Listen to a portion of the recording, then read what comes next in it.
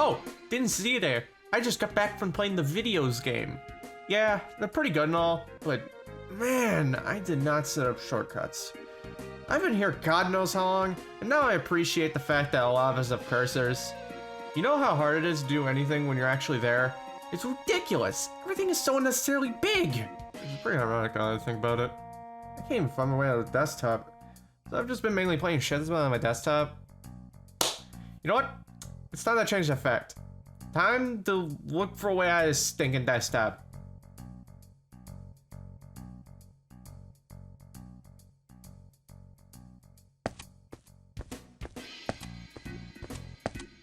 Man, I really need to do something to pass the time while constantly walking now.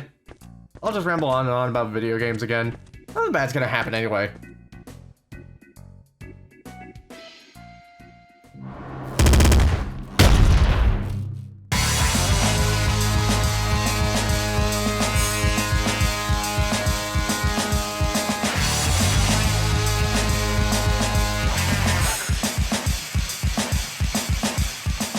Nuclear Throne is a top-down roguelike developed by Vlambeer.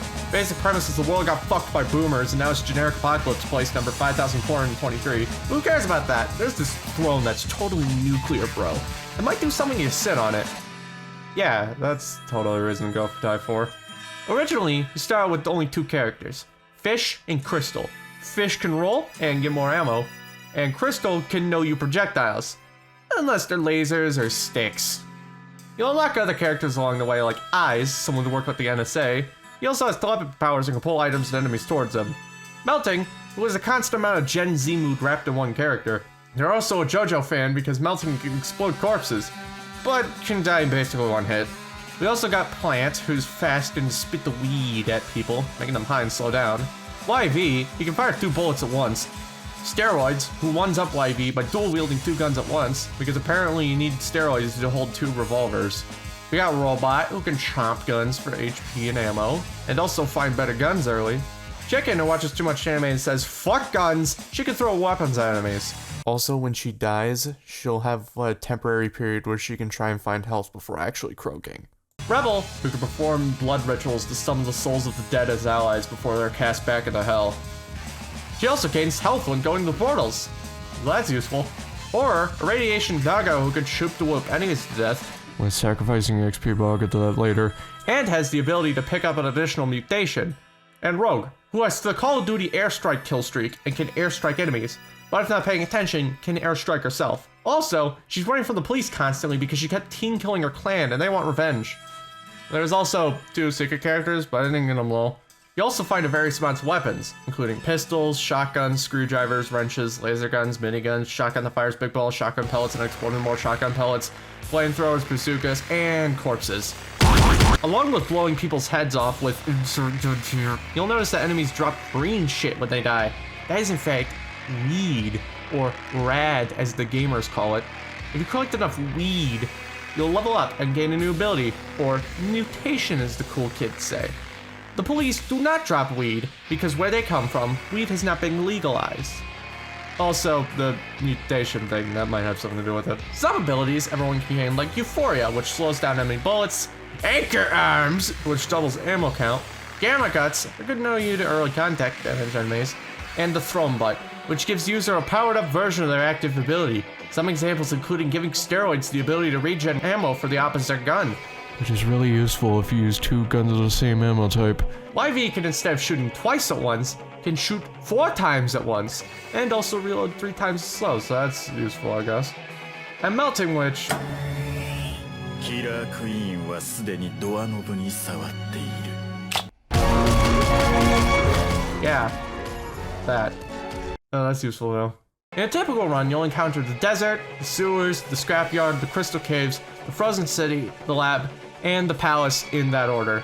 There are also secret areas which require you to do things to gain access to those areas.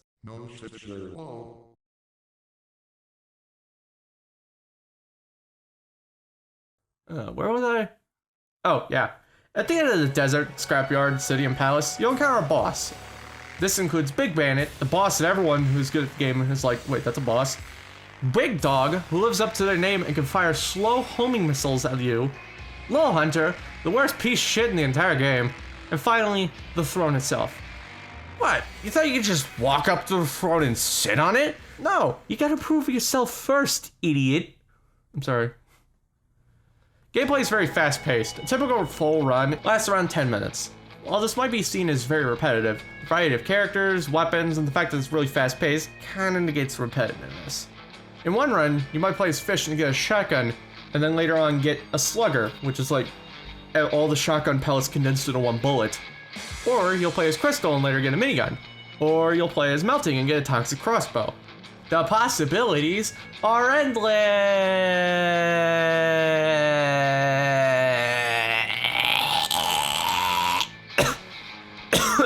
Oh god, that hurt my throat. Now, gameplay, while being very fast, it's actually quite simple.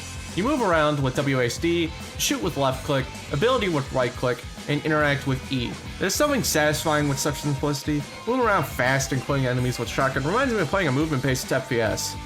And movement in this game is life and death. Since you don't really get immunity, if you get ganged up on or have a lot of enemies with fast-firing weapons, you're basically screwed. So you have to rely on your positioning and timing of ability use. The easiest character to play with in this game is Crystal. She, along with having a shield that can reflect projectiles, also has 2 more HP compared to everyone else, minus Melting, who has 2 HP. That allows for potentially 1 more mistake. And honestly, there were a lot of times where I would have been dead had I not noticed that extra 2 hit points. Each time you spawn in a level, there's an ammo chest, a weapon chest, and a canister. The canister either drops rad when broken, or grants row +1 airstrike. Thankfully, you don't have to get the canister over level, as it will build up for the next. But if you build it up for another level, you'll have to fight a very powerful enemy. In the second level of both the scrapyard and the city, there is a altar. If you damage the altar enough, it'll start sucking up rad.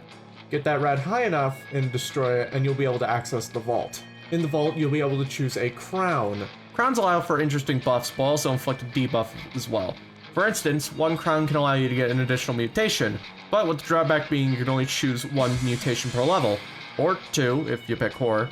Now, I've been going on and on about gameplay, but I still need to talk about the parts you see in here.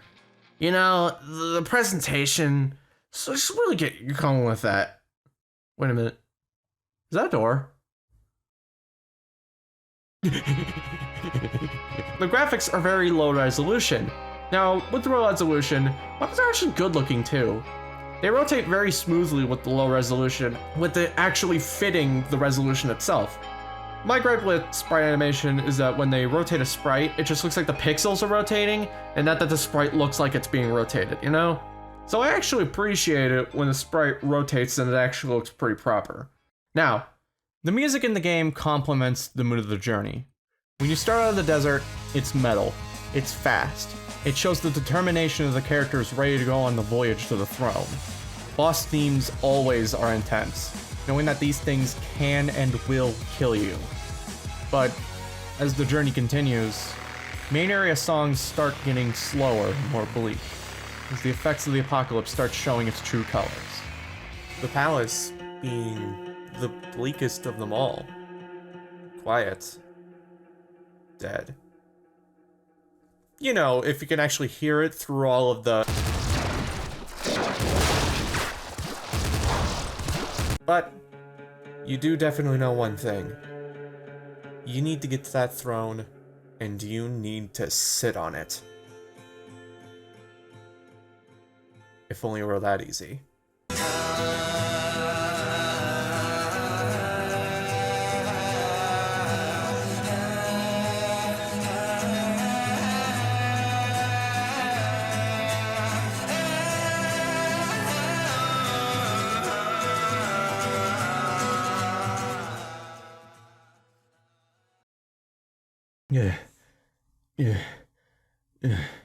Now, I think you should play this game.